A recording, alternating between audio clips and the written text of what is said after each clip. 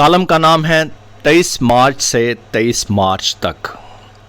لکھنے والے ہیں اشفاق اللہ جان ڈاگیوال۔ یہ کالم 21 مارچ 2024 کو روزنامہ ایکسپریس میں شائع ہوا۔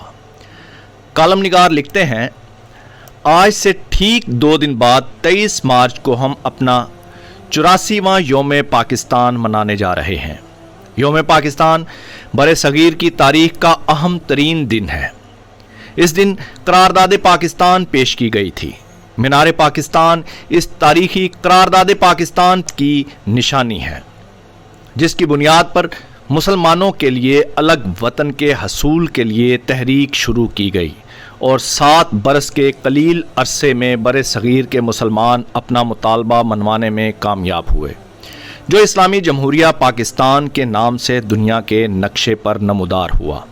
یہ دن اس بات کا تقاضا کرتا ہے کہ ہم 23 مارچ 1940 سے 23 مارچ 2024 تک کے تاریخی سفر کا جائزہ لیں کہ ہم نے یہ وطن جس نصب العین کے تحت حاصل کیا تھا، 84 سال گزرنے کے بعد اس پر کس حد تک عمل کیا۔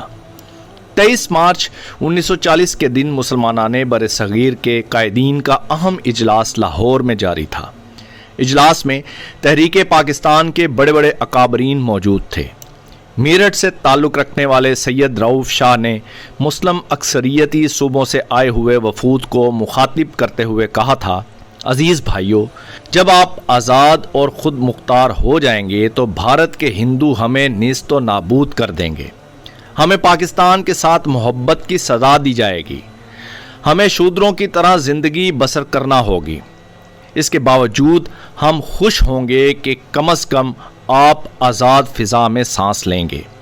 جب آپ آزاد ہو جائیں اور آزاد مملکت میں زندگی بسر کرنے لگیں تو کبھی کبھی ہمارے لیے بھی دعا کر لیا کریں۔ سید رؤف شاہ اپنی ساری تقریر کے دوران روتے رہے اور اپنی جذباتی تقریر سے ہزاروں شرکاء کو بھی رلاتے رہے۔ آخر میں کہنے لگے، بھائیو، میرے آنسو اس لیے نہیں کہ ہندو ہمارے ساتھ ناروا سلوک کریں گے، ہمیں چیر پھاڑیں گے، بلکہ یہ تو خوشی کے آنسو ہیں کہ آپ ایک ایسے آزاد ملک میں زندگی بسر کریں گے جس کی بنیاد لا الہ الا اللہ پر ہوگی۔ سید رؤف شاہ نے جب یہ بات کہی تو مجمع پر عجیب کیفیت طاری ہو گئی۔ آنسو بے قابو ہو گئے، ضبط کے بندھن ٹوٹ گئے اور ہچکیاں بند گئیں۔ تب حاضرین مجلس میں سے کچھ اکابرین اٹھے اور کہا، پاکستان صرف ہمارا ہی نہیں، آپ کا بھی ہوگا۔ یہ اسلام اور قرآن کا ملک ہوگا۔ ہم بھارت میں رہ جانے والے اپنے بھائیوں کو بھولیں گے، نہ بے یارو مددگار چھوڑیں گے، اور نہ پوری دنیا میں مسلمانوں پر کوئی ظلم ہونے دیں گے۔ ہر مظلوم مسلمان کا تحفظ اور مدد پاکستان کی اولین ذمہ داری ہوگی۔ اس بات سے کوئی انکار نہیں کر سکتا کہ اسلامی نظریے نے ہی بر صغیر پاک و ہند کے مسلمانوں کے دلوں کو گرمایا، ان کی روحوں کو تڑپایا اور انہیں ایسا نصب العین بخشا جس کے لیے وہ لٹنے، تباہ ہونے، بسے بسائے گھر اجاڑنے اور اپنی جان تک قربان کرنے کو تیار ہو گئے۔ اگر مسلمانوں میں یہ جذبہ پیدا نہ ہوتا تو پاکستان بھی کبھی نہ بنتا، لیکن افسوس کہ ہمیں آج تک یہ بات سمجھ نہیں آئی کہ جو جذبہ پاکستان کے حصول کا باعث و محرک بنا، وہی اس کی بقا و استحکام کا ضامن بھی ہے۔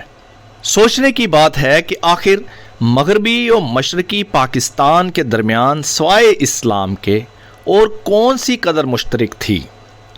دونوں حصوں میں رہنے والوں کی زبان، مزاج، رہن سہن، کھانا پینا، تاریخ و ثقافت، آب و ہوا، سبھی کچھ ایک دوسرے سے مختلف تھے، مگر صرف ایک قدر مشترک، اسلام نے ان کو یکجان کر دیا تھا۔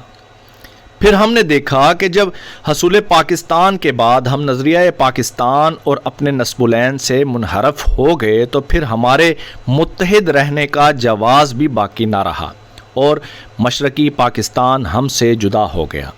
ملک ٹوٹنے کی سیاسی و عسکری طور پر 100 وجوہات بیان کی جا سکتی ہیں، لیکن اس سانحے کی بنیادی وجہ نظریہ پاکستان سے ہٹنا تھی۔ جس نے ہمارا تعلق کمزور کیا اور پھر باقی محرکات کی وجہ سے ملک دو لخت ہونے کا سانحہ پیش آیا۔ اتنا بڑا سانحہ ہمیں یہ سبق دے گیا کہ ملک و ملت کا استحکام اور فروغ اس وقت تک ممکن نہیں جب تک اس کے افراد کے اندر کوئی قومی جذبہ اتحاد کار فرما نہ ہو، اور یہ جذبہ بغیر ایک بڑے نصب العین کے ہرگز پیدا نہیں ہو سکتا۔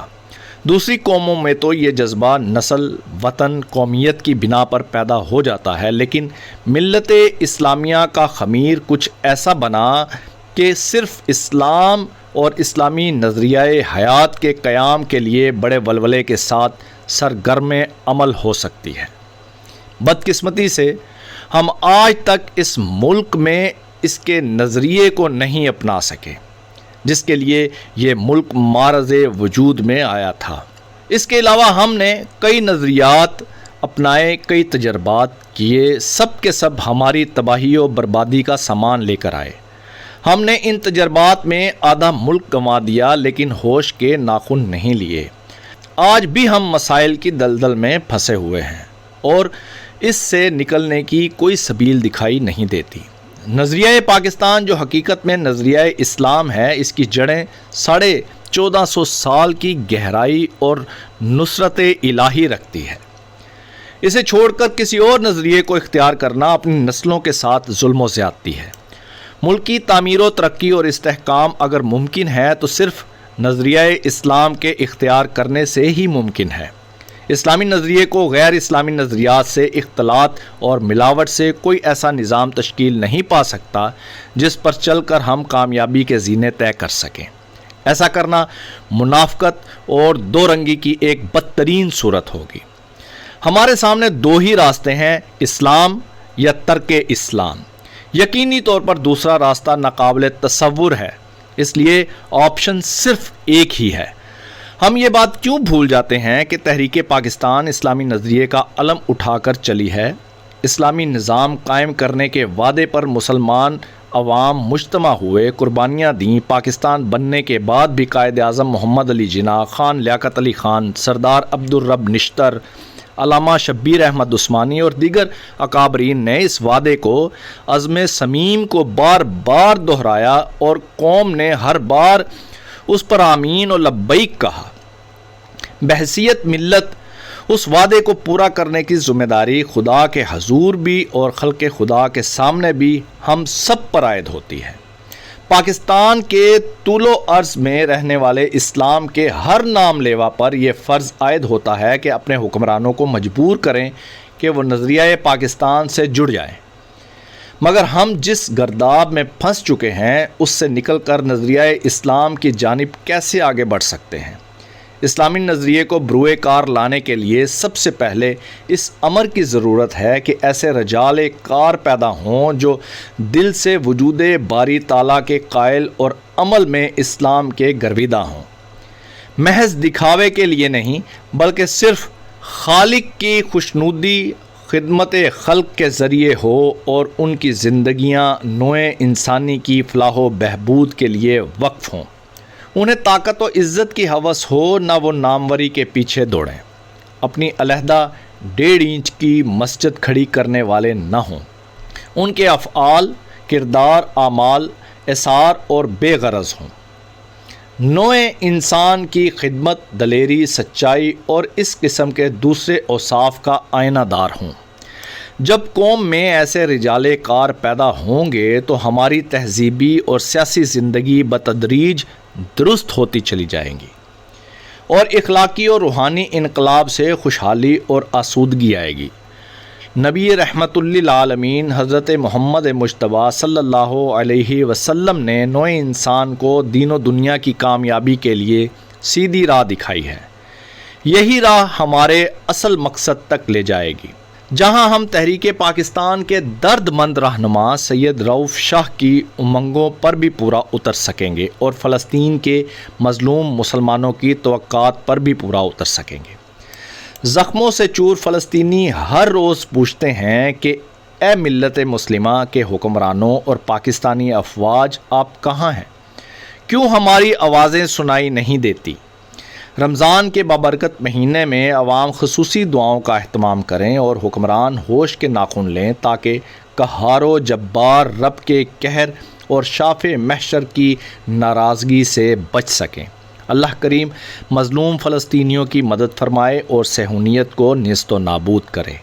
پاکستان کا وجود، اس کا استحکام، اس کا استقلال اور اس کا ارتقاء یکسر نظریہ اسلامی کو اختیار کرنے پر منحصر ہے، جس کے لیے من حیث القوم ہمیں خود کو بدلنا ہوگا۔ اس کے علاوہ باقی جہاں جاؤ گے لوٹے جاؤ گے۔